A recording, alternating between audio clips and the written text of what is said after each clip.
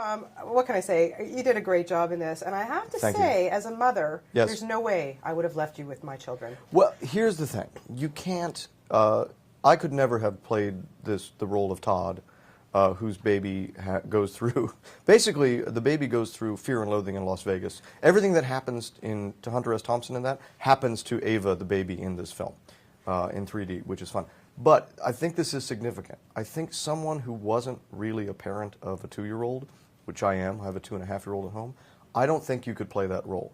Because I think until you have a 2.5-year-old, you're very nervous about like, oh no, don't, oh, but the baby, don't, oh, the son, no, don't, oh, no. Once you have a baby and you're just like, oh, you know what, they're fine. Well, how did this help you be? How did this help you be a better dad then? You know, my son actually makes an appearance in the film briefly when I'm sniffing the butt. That's actually my son. Because really, you wouldn't sniff any other child. Oh no! If you've seen my acting career, I will sniff anybody's butt on film, at all.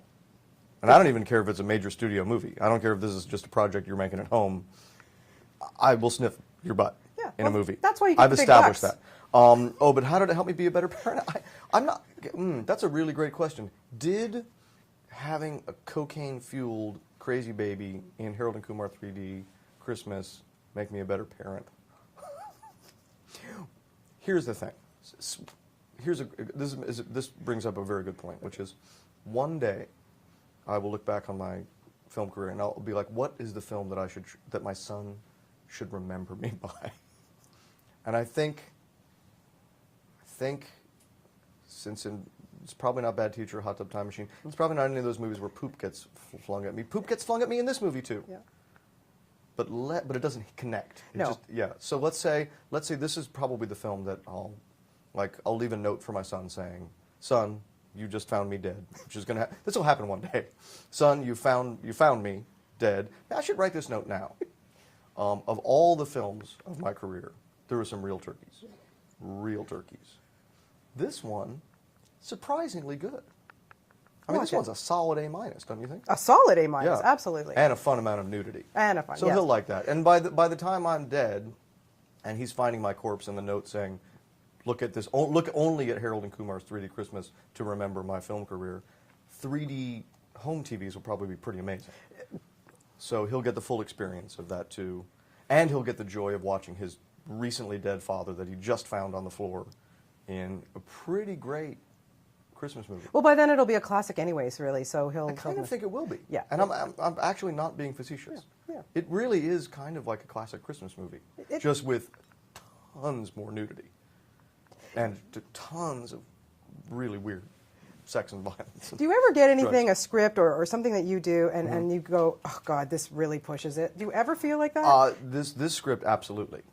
In fact, when I first got the script, well, more than... The first question is like, really? All this happens to me and a 2.5-year-old? That's my first question. And then my next question is, yeah, that's fine, whatever. And then my third question is, how are we going to film that? That sounds really hard. Like, how do we have a baby amped on cocaine crawling around the ceiling?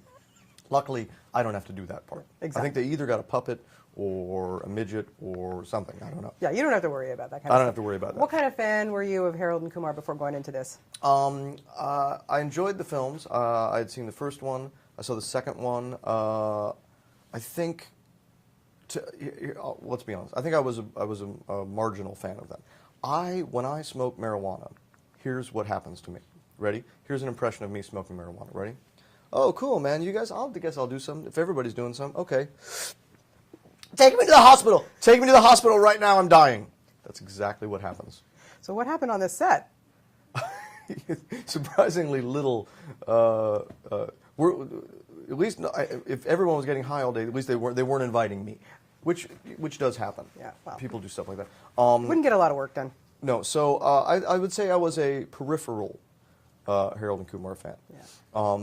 But meeting those guys, what was it like to work with them? They're just, they're such good pals offset as well. They're two of the loveliest, funniest guys you'll meet. There's a big difference between me and them in sort of like acting style, which is, and you can tell, I guess that's why they're leading men, and I guess that's why I'm a sidekick. I'm just realizing this right now as I'm talking to you, that I'm going to be a movie sidekick forever.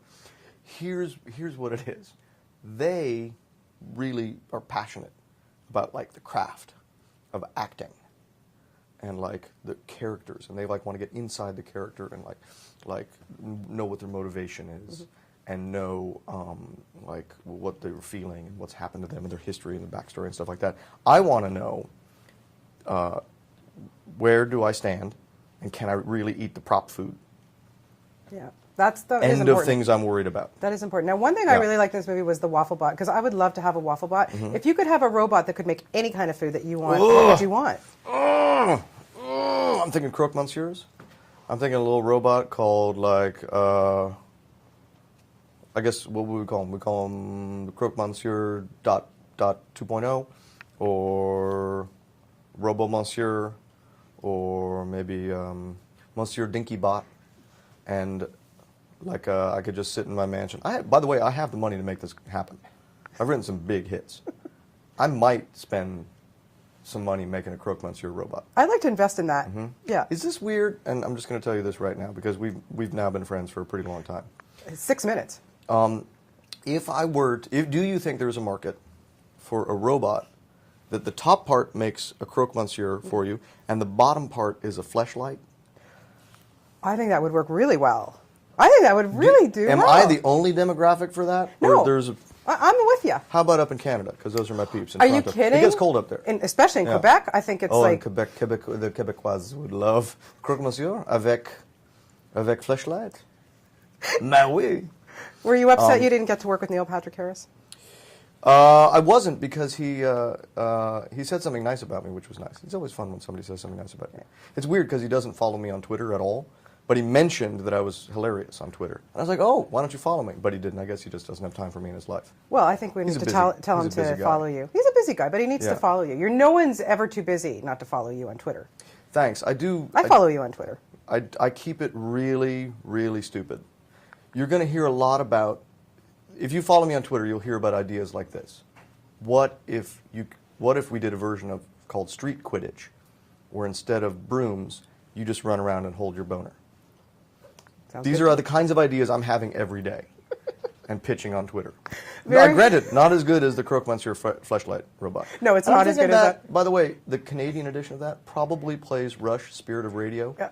So while you eat the croque monsieur up here, fleshlight down there, I think it's sort of like cycling itself, like you don't have to do anything, you know what I mean? Because you're busy, and I believe it's blasting Rush. Let's go Red Barchetta. Oh, best song. Yeah. There you go. That's what it's blasting. Our friendship is now coming to an end. I have to wrap, but it's been... I'm going to make one of these out of wood, even if I have to at home. I would buy it, for sure. You got it. Here's the only thing that I think I can't accomplish. I don't think it can make the croque monsieur by itself. So I think I'm gonna go to a restaurant and just have pre-ordered good croque monsieurs. Yeah. That are just like staying warm. So it's here's what I'm going to do. I'm taping a toaster oven to a fleshlight to an iPod that's playing Red Barchetta. Checkmate. It's a winner. Checkmate, world. It's a winner. Did Tom, that answer your question about the movie? You know what? Yeah. That was awesome. That was the best 8 minutes I've had in a long time. Thank you so much. And I usually can't go 8 minutes. Ask anybody. And as usual, you're hilarious. Thank you so much. I love you.